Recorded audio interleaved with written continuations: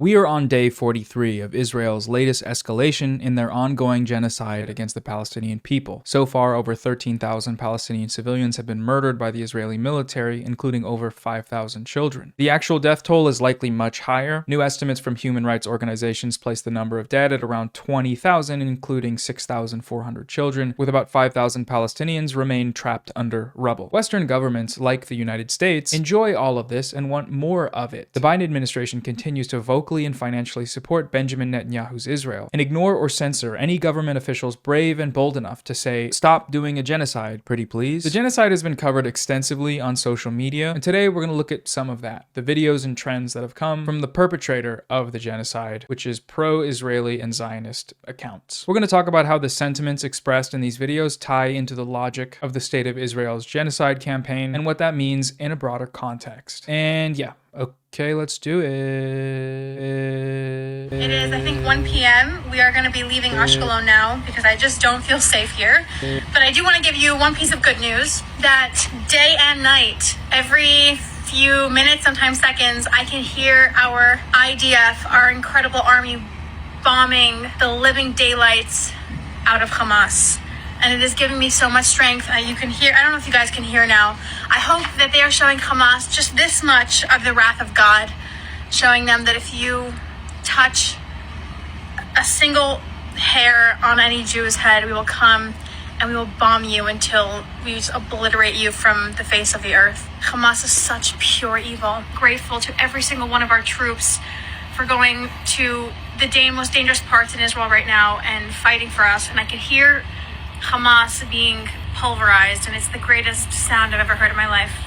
All right, stay thirsty. Based on what we know about what's actually going on the ground in Gaza, I think it's safe to assume that the greatest sound she's ever heard in her life is some combination of the screams of Palestinian children, their cries after every single one of their family members have been murdered by the Israeli military, or just bombs dropping on densely populated civilian areas. As freakish as this video might seem, it's actually a fairly standard Zionist perspective. The justification for collective punishment against Palestinians is that, they're all Hamas. We can see this attitude reflected all over the place. Most notably, all Israeli state officials and everything they are constantly saying. The non-combatant population in the Gaza Strip is really a non-existent term because all of the Gazans have voted for the Hamas. And as we have seen on the 7th of October, most of the population in the Gaza Strip are Hamas. Some of them excitedly describing what's going on in Gaza as the new Nakba, referencing the 1948 ethnic cleansing of 700,000 Palestinians upon which the State of Israel was founded. This genocide thing is not new, it's just gotten really extreme. Check out this video from John the Duncan to learn more. I'll leave it linked below. We see this attitude reflected in statements from the official social media accounts of Israel. When we say that Hamas must be eliminated, we mean leaders, supporters, and even those who distribute sweets. They are all terrorists. There is no escape from the collapse of Hamas. Flatten the strip. Burn Gaza now, no less. Right now, one goal, Nakba. A Nakba that will overshadow the Nakba of 48. Nakba in Gaza and Nakba to anyone who dares to join. Erase all of Gaza from the face of the earth. That the Gazan monsters will fly to the southern fence and try to enter Egyptian territory, or they will die and their death will be evil. Gaza should be erased. These are all active Israeli politicians and officials, just straight up admitting what they're trying to do. One of the more infamous of these was a since deleted tweet from Netanyahu's account. This is a struggle between the children of light and the children of darkness, between humanity and the law of the jungle. The comparison there, as we saw in the TikTok as well, between pure good and pure evil. Hamas is such pure evil. This time with the added touch of comparing all Palestinians to animals. Just yesterday, a video was released by Israeli state TV featuring a bunch of Israeli children singing a song with lines about Gaza like, "In another year, there will be nothing here, and we will annihilate everyone." Does it get any clearer than that? They got damn Hitler Kids Bop in here. At the recent March for Israel protest in Washington, D.C., we saw a lot of signs expressing this desire for collective punishment. Let Israel finish the job. Many Gazan civilians are Hamas in training. There is no proportional response to Hamas. The speakers at this rally went similarly mask off. As Prime Minister Netanyahu says so well, this is a fight between good and evil.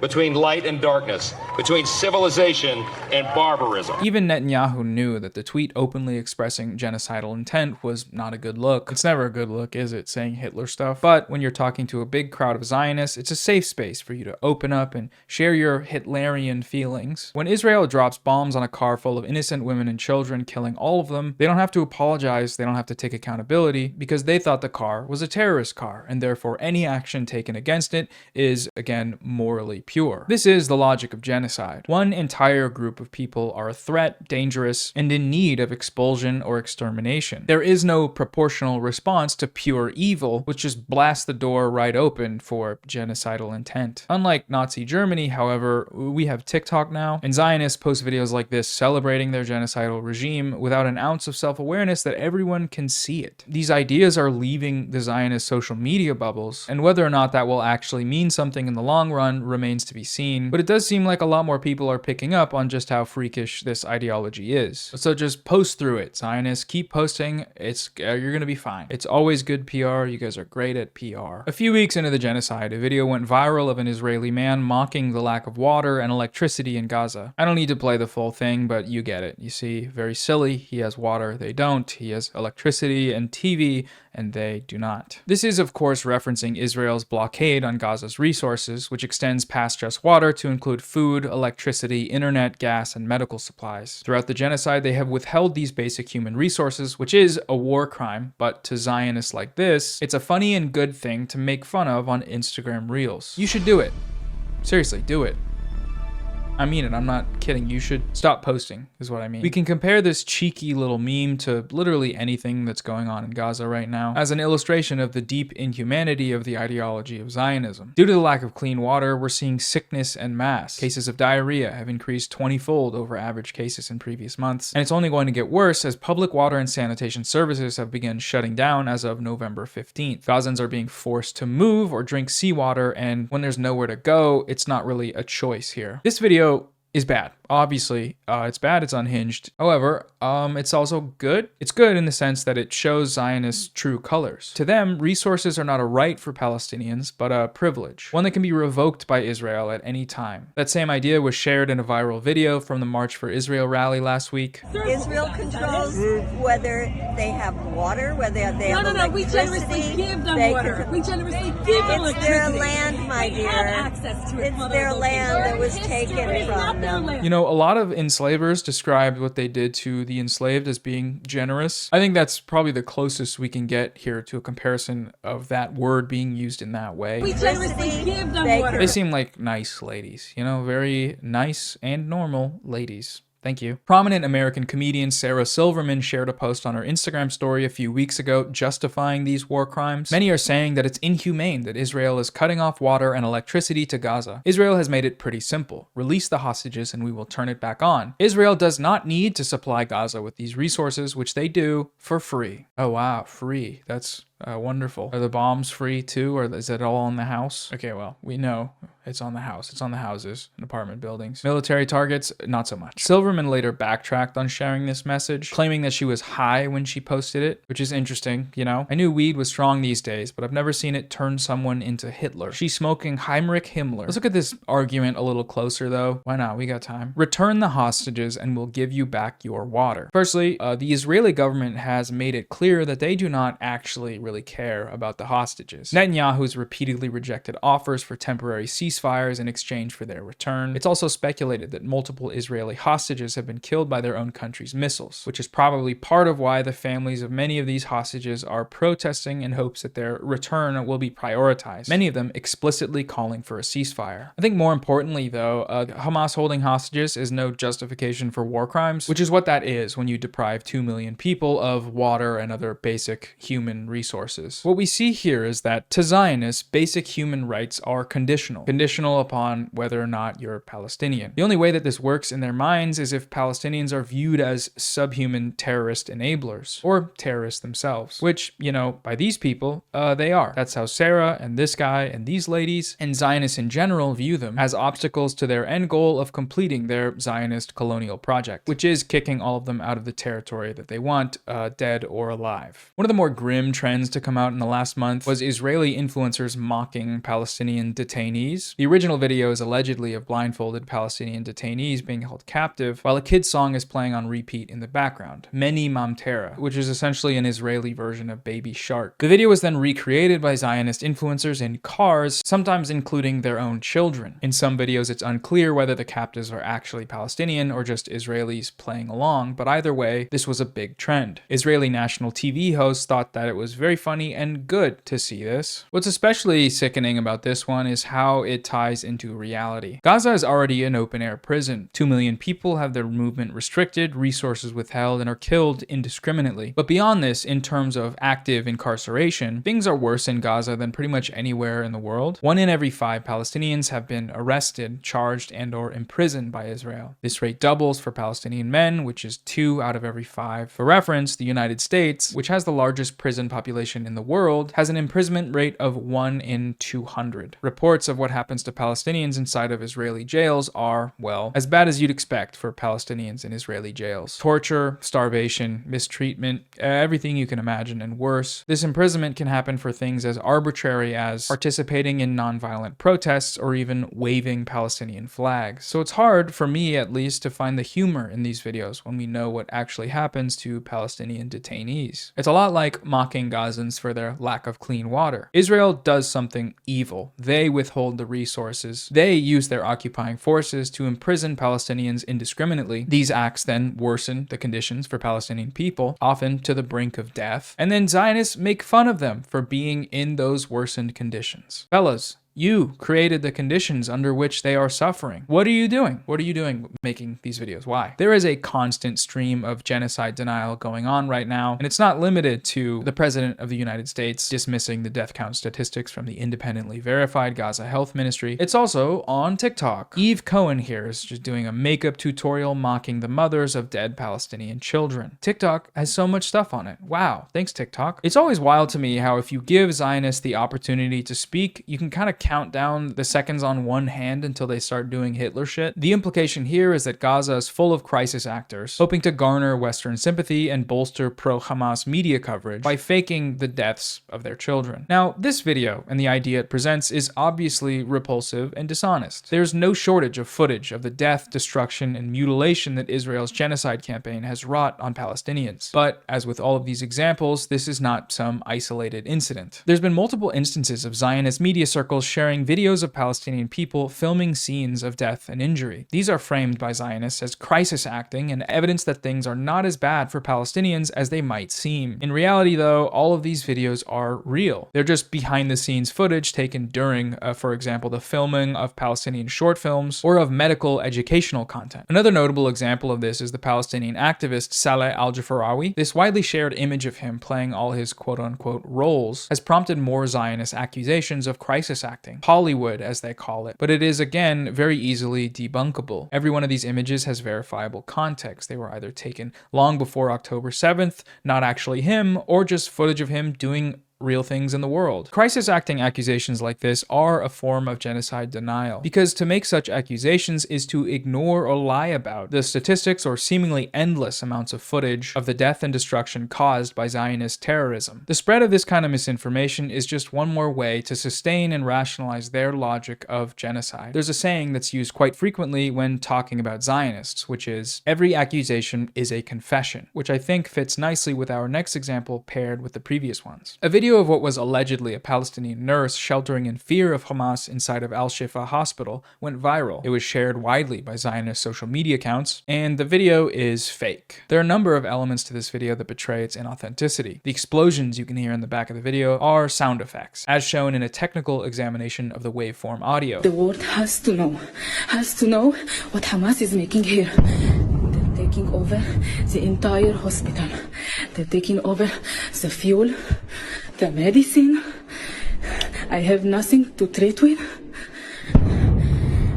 I had to fix a fracture. The woman filming has an Israeli accent and fails to conceal it in her mispronunciation of certain Arabic syllables. Additionally, according to Al-Shifa doctors, they don't use red stethoscopes in the Al-Shifa hospital where this person claims to have been working, and a number of those doctors and workers have come forward to say that they've never seen her in all of their time working at Al-Shifa. Also, just listen to what she's saying, the idea she puts forth, that Hamas is stealing fuel from the hospital. What fuel? There's no fuel. Israel cut the fuel off, which is a war crime, by the way. This killed multiple ICU patients, including a number of premature babies. This is crisis acting, and the aim of this deception is to astroturf justifications for Israel's war crimes. In this case, the raid on Al-Shifa hospital. This sort of content pairs nicely with official IDF propaganda, like the 3D renders of massive Hamas tunnel networks underneath Al-Shifa hospital, which were, of course, unsubstantiated and ultimately proven false by the IDF's own footage, or attempting to depict the raid as humanitarian and helpful, actually, by doing a photo op of them unloading boxes labeled medical supplies to Al-Shifa. Notice how light the boxes are and how they're labeled in English. They think that Western Zionists are the stupidest people on the planet, and to be honest, they might have a point, because people ate this shit up. Official IDF propaganda is deserving of its own video, to be sure, but the thing I'm trying to get at here is, I guess, don't trust anything you hear when people are trying to defend a genocide, which is what Zionists are trying to do right now. Whether it's official state media or good old-fashioned homegrown TikTok content. The nurse video might be some combination of both, but we don't know yet, and time will tell. Hey, what's up? Editor Noah here. I want to add a brief clarification to that last point, which is that you should be skeptical of everything you read, especially on the internet. Israel's genocidal intent does not somehow excuse misinformation from any other side of the conflict. However, and as I go into right after this, the Western media apparatus is streamlined to show extreme skepticism towards Palestinian claims, while at the same time spreading Israeli government propaganda with a serious lack of scrutiny. It's only until recent weeks that we've seen Western interviewers actually press Israeli officials on their genocidal claims. For so long, these claims just went uncontested. And if you're used to seeing this dynamic, it takes a certain vigilance to parse through how these perspectives are treated differently. There are plenty of reasons for this, but a major one is that the United States and Israel are allies. So they have a vested geopolitical interest in depicting one another's crimes as justified. Western outlets will very often repeat such claims without stressing the point that they originate from the IDF, the same IDF that has a long history of fabricating claims to justify killing Palestinians, and the same IDF that needs the support of Western media to carry out this genocide with impunity. Alright, so the last trend I wanted to mention today is the red triangle videos. This trend originates from videos posted by Hamas showing a red triangle pop up over IDF military targets like tanks before they are fired upon by Hamas resistance fighters. The red triangle is represented in the Palestinian flag and various other Palestinian resistance symbols. But just as they love to do to Palestinian land, Israel stole this trend and used it with their own combat footage. As many have pointed out, though, this trend doesn't really hit the same when we understand the reality of this genocide, which is that for the IDF, the triangles are not popping up over military targets, but over Gazan hospitals, refugee camps, apartment buildings, and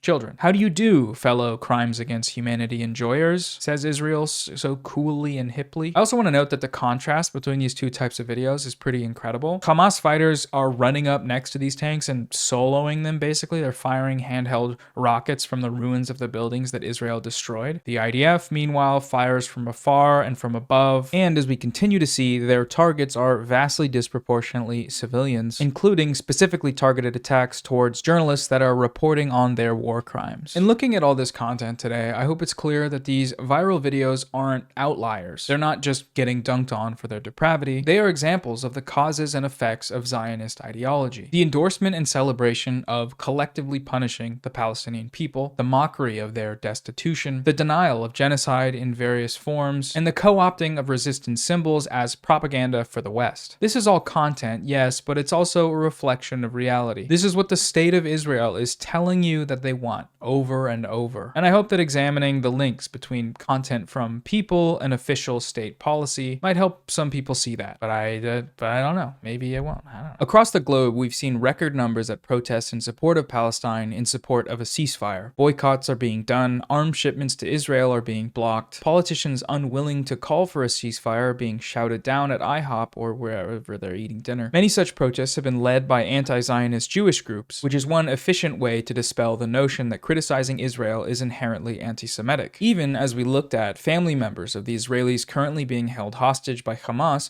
want the bloodshed to stop and for negotiations to happen without bombs being dropped. But these guys don't, and until they do, this will continue. So what can we do about this? Well, a good start would be anything. The first link below will be a Google Doc from the video essayist Dr. Fatima that has a lot of great links on people to follow, resources for education, and places to donate. In the meantime, I want to make some recommendations for people and channels to follow to stay updated. On YouTube, I would highly recommend Democracy Now! Their coverage of what's been going on has been consistent and stellar. Al Jazeera is also great and equally consistent. You can't go wrong with a little Hassanabi, in my opinion. I think he's done an amazing job. And there's tons of more people on separate platforms. Just check that document. I think you'll find some really good things. Okay, that's it for today, everybody. It's taken me a while to upload for a number of reasons, but one of them that I want to mention now is that it's been hard to kind of figure out how to cover what's going on in a way that somehow adds something new to the conversation. I hope I've done that here in looking at these trends, but maybe I haven't. Just let me know. I'll have some more videos out soon,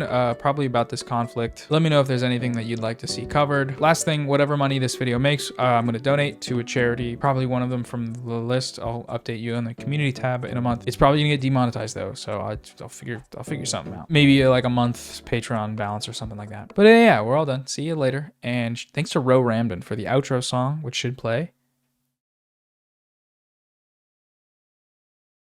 right now.